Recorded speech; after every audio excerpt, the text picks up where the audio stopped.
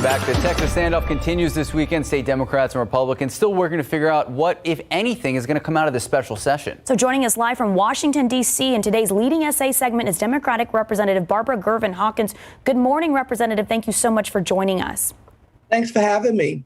We appreciate you spending your Sunday morning with us. So first and foremost, can you explain why you and other Texas Democrats are opposed to these proposed voting changes and what exactly in this bill prompted the move to break quorum again?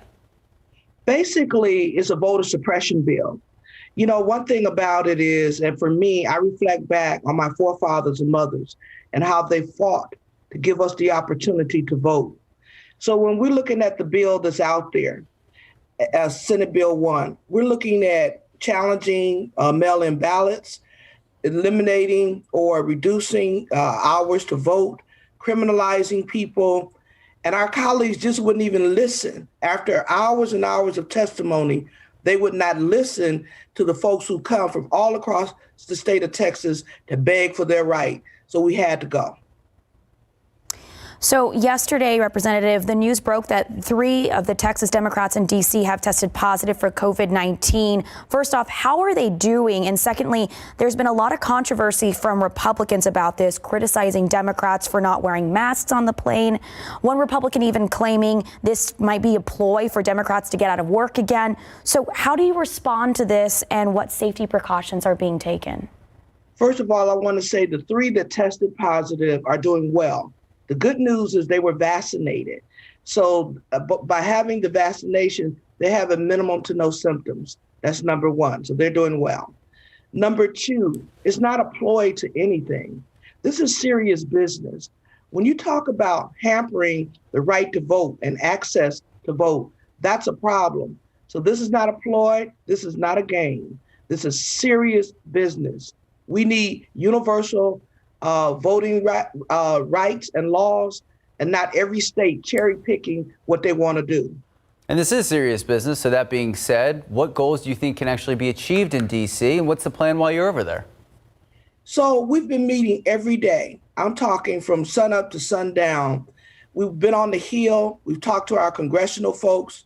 The vice president came to meet with us. We've talked to folks across the country. We're talking the Chamber of Commerce's, we're talking about labor union folks who are all pitching in to help us. And what our goal is to sensitize the Senate and our congressional colleagues to move the John Lewis Voting Rights Act and also the For the People piece of legislation. We need those things moved expeditiously. And Representative, one more thing before you go. So these last few years have seemed particularly divisive in politics. Do you think that as going forward in Texas, that this will be the case? You know, it seems that way, but I want to be hopeful. Think about it. Every day we pray together with our colleagues. We pledge allegiance to the U.S. flag and the Texas flag.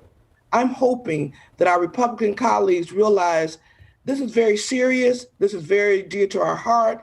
We cannot go back to the days of old. We cannot. When minorities were really, the dogs were leashed, the fire hoses, and we were intimidated from voting. That shouldn't happen. That can't be America in the 21st century.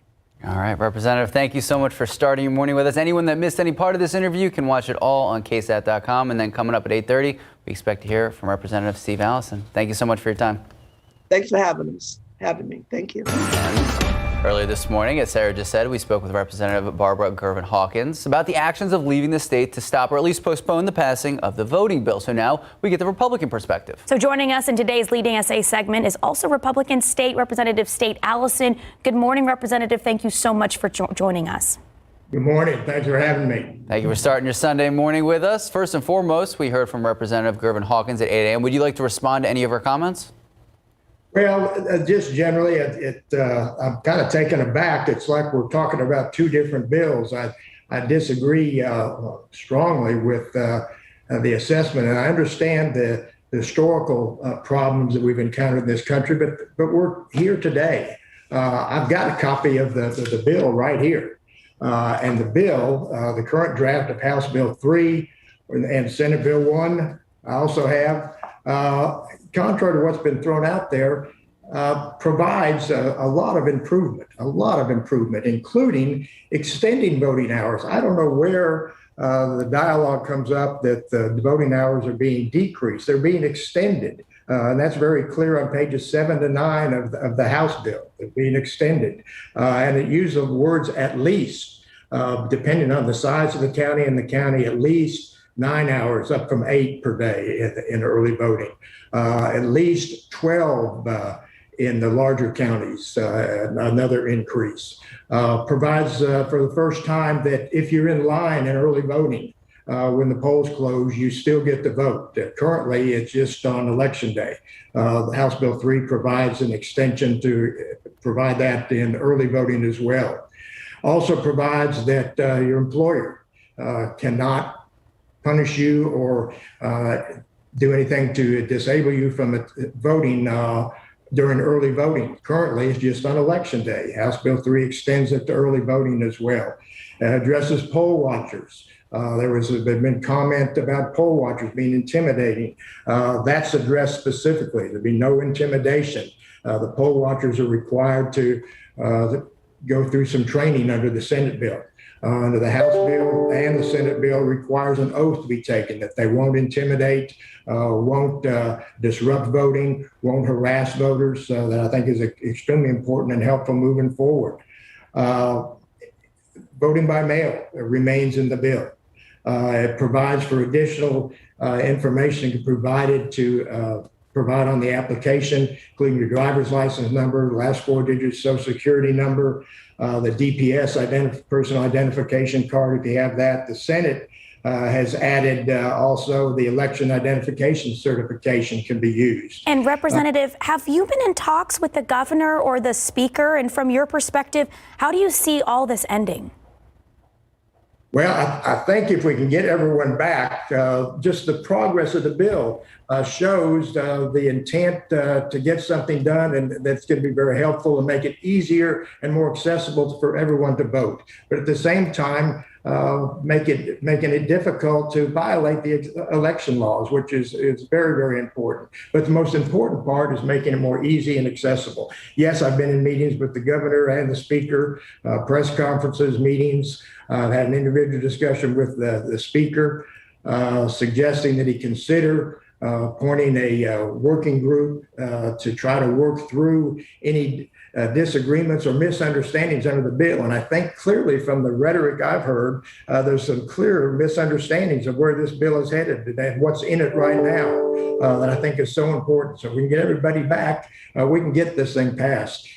I'm thinking big picture. We had the it's inevitable that's going to pass. The governor's made it very clear he's going to keep calling special sessions if we have to go all the way up to the 2023 next session. So you say no matter what, this is going to pass? This is going to pass. Well, thinking big picture, we had the quorum breaking situation in 2003. The Democrats left for Oklahoma and New Mexico, but that was 18 years ago. So do you see this current state of political divisiveness continuing for the long haul, or do you think we're going to go back to a sense of bipartisanship if we even had one? Well, one thing that's always pleased me and that I've been so proud of the Texas legislature is the bipartisan approach. That has obviously slipped away. I'm hopeful we can get it back. I think the world of Representative Barbara Gervin Hawkins. We've worked closely in the past, worked closely this session, and I'd like to see us continue that. We've worked within the community, we've worked with law enforcement, we've worked with faith-based leaders to try to help things in San Antonio, and I'm so pleased to work with her, and that can continue. And I think we can do that as a whole, the entire body, if we can get back and patch this thing up. And I think we're there if we just do it. When they talk about no negotiations, it's been full of negotiations. You can see the course of this bill. The last time it was on the House floor before the Democrats walked out, the first time, they made 2 complaints. One, that the last Sunday of early voting didn't start until 1 o'clock. And that violated the souls to the polls, as they called it. That was immediately fixed. In House Bill 3 and in Senate Bill 1, it's back to early morning. It starts at 9 o'clock. So we addressed that. Their second concern was there was a reduction in the burden of proof for a judge to overturn an election. That's addressed by, in the House bill, it's out.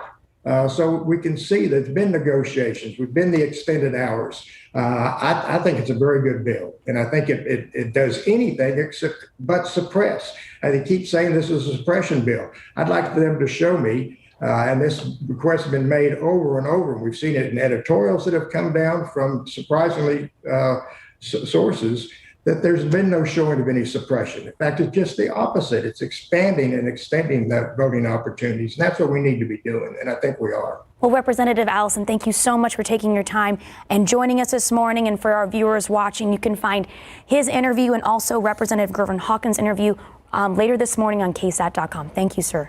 Thank you all very much.